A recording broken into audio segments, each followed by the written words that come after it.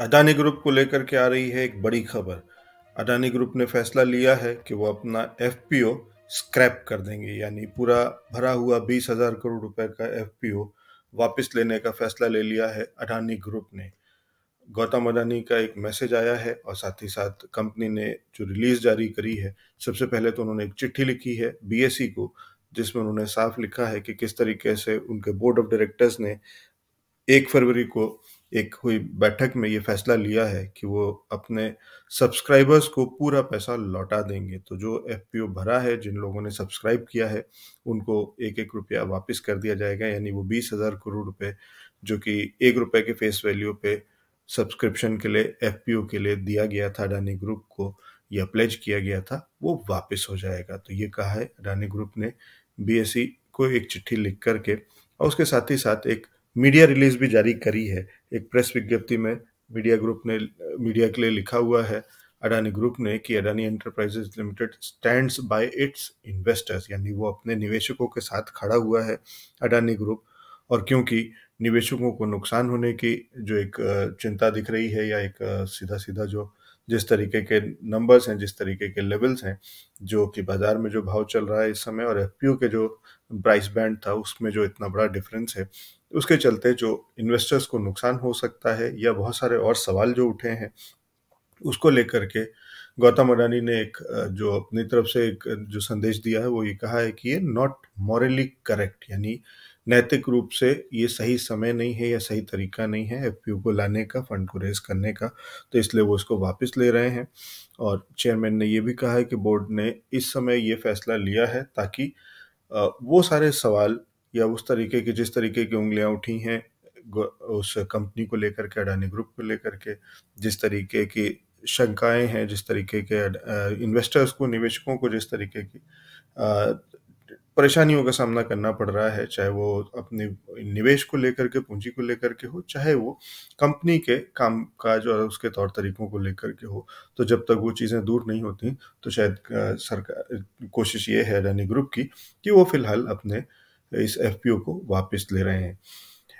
इस एफपीओ को वापस लेने से पहले जो दिन था, यानी 1 फरवरी, जिस दिन बजट पेश हुआ और अच्छा खासा बाजार में एक तेजी आ रही थी, लेकिन उसके साथ ही साथ एक और खबर आई जो कि आई थी क्रेडिट स्विस से। Credit Suisse Switzerland based global investment bank और फाइनेंशियल सर्विसेज फर्म है, जिसने सीधा सीधा ये मना कर दिया कि अब वो मार्जिन लोन के लिए बतौर कोलेटरल अडानी ग्रुप की कंपनियों के बॉन्ड्स नहीं लेंगे। तो ये खबर बीच बाजार में, चलते बाजार में जब आई थी, तो एक बड़ी ब्लडबाथ जैसी चीज हुई बाजार के अंदर में। अडानी ग्रुप के शेयर्स धड़ाम हो गए, एक बड़ी गिरावट आई थी। और साथ ही साथ एक और ट्वीट जिसने इस पूरे खबर को और इस पूरे इस गिरावट में एक बड़ा रोल शायद कह सकते हैं कि प्ले किया, वो था बिल एकमैन का वो ट्वीट। बिल एकमैन एक मल्टी बिलियनर इन्वेस्टर हैं, जो कि यूएस से हैं और अमेरिका से। वो बहुत सारे कंपनीज में और दुनिया भर के बड़ी कंपनीज में वो निवेश करते हैं, या बड़े निवेशक की तरह जाने जाते हैं। और उन्होंने जो कहा कि ये इंडिया का जो सबसे बड़ा एफपीओ है, ये उन्हें रिग्ड लगता है। उन्होंने कहा, उनका ट्वीट में उन्होंने साफ लिखा हुआ है कि जिस तरीके से इसमें रिटेल पार्टिसिपेशन ना के बराबर है, जिस तरीके से कुछ इंस्टीट्यूशंस, कुछ ऐसी कंपनीज, कुछ एफिलिएट बायर्स हैं जो कि इसके अंदर में भर रहे हैं एफपीओ को और सब्सक्राइब कर रहे हैं, रिग्ड लगता है, संशय होता है, बहुत सारे इसके अंदर में सवालिया निशान खड़े होते हैं। और इन दोनों खबरों के चलते, क्रेडिट स्विस की खबर के चलते और इस ट्वीट के चलते, अडानी ग्रुप के शेयर्स पे एक बड़ी मार, एक बड़ी तबाही देखने को मिली। और बड़ी गिरावट, मतलब अब तक की रिकॉर्ड गिरावट थी उनके अब तक के इतिहास के अडानी ग्रुप के। अडानी एंटरप्राइजेस का शेयर 2135 रुपये पे बंद हुआ था। 28% की गिरावट के साथ में एक बड़ी गिरावट देखने को मिली अडानी एंटरप्राइजेस में। और साथ ही साथ Adani ports and special economic zone, जो अडानी पोर्ट्स एंड एसईजेड का जो शेयर है, उसमें भी एक बड़ी गिरावट, ऑलमोस्ट 20% की, 19% से ज़्यादा की तो कम से कम गिरावट थी। तो ये बड़ी गिरावट और ये सारी चीज़ों के चलते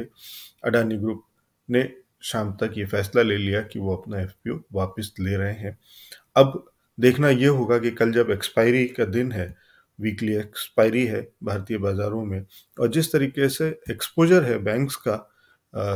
अडानी ग्रुप के अंदर में, और उसके ऊपर में जिस तरीके के सवाल उठ रहे हैं, चाहे वो पीएसयूज के हों, चाहे वो प्राइवेट सेक्टर बैंक्स के हों, उस पे किस तरीके का असर होगा, क्योंकि वो बड़ा चिंताजनक हो सकता है उन निवेशकों के लिए जो बैंक निफ्टी में या बैंकिंग सेक्टर में निवेशित हैं, या अदरवाइज भी पूरे बाजार को लेकर के, क्योंकि बैंक निफ्टी के लेवल्स कल देखने इम्पोर्टेंट होंगे जब नया सत्र शुरुआत होती है, क्योंकि जिस तरीके की पीछे गिरावट आई है वो पहले से ही काफ़ी परेशान कर रही थी, और एक लगातार गिरावट, और उसमें कहीं ना बड़ा रोल अडानी ग्रुप के शेयर्स का था, और वो और बढ़ता हुआ दिख सकता है। आज 39,500 का लेवल्स टूटते टूटते बच गया, वापस वहां से एक रिवर्सल आ गया। 39,490 का लो लगा करके बैंक निफ्टी ने थोड़ा सा संभलने की कोशिश करी थी, लेकिन कल अगर ये लेवल्स टूटते हुए दिखाई देते हैं, 39,500 का लेवल टूटता है, तो 1,000 से 2,000 पॉइंट्स की गिरावट का अंदेशा है एक्सपर्ट्स को, उनका मानना है, क्योंकि नीचे के लेवल जहां सपोर्ट लेवल दिखता है अगला, वो 38,000 के आसपास के हैं। तो अगर ये गिरावट आती है तो बड़ा एक और ब्लड बात, एक और बड़ा झटका देखने को मिल सकता है, और उसका असर बाकी बाजार पे ओवरऑल बाकी शेयर्स पे भी आता हुआ दिख सकता है। नज़र रखनी होगी स्टेट बैंक के शेयर पे, नज़र रखनी होगी आईसीआईसीआई बैंक और बहुत सारे और बैंक्स जिनका की निवेश है अडानी ग्रुप के अंदर में, उस पे, और उसके चलते बैंक निफ्टी पे भी। तो ये देखना इम्पोर्टेंट होगा कि कहीं जो कवायद है ये पूरी अडानी ग्रुप की और गौतम अडानी की, अपनी कंपनी को, अपने ग्रुप के इमेज को, छवि को बचाने की, सुधारने की, वो कितना इसमें संभलते हैं, कितना इसमें सक्सेसफुल हो पाते हैं, या फिर ये और ख़राब होगा, या फिर अडानी ग्रुप के शेयर्स और नीचे ले जाएंगे, और साथ ही साथ क्या बाजार को भी और नीचे धकेल देंगे। देखना होगा, इम्पोर्टेंट होगा, तो इसलिए ज़रूर नज़र रखिएगा। एक बार फिर बता रहे हैं कि बड़ी खबर आई है अडानी ग्रुप से, जहां पे अडानी ग्रुप ने ये फैसला लिया है कि वो अपना एफपीओ वापस ले रहे हैं,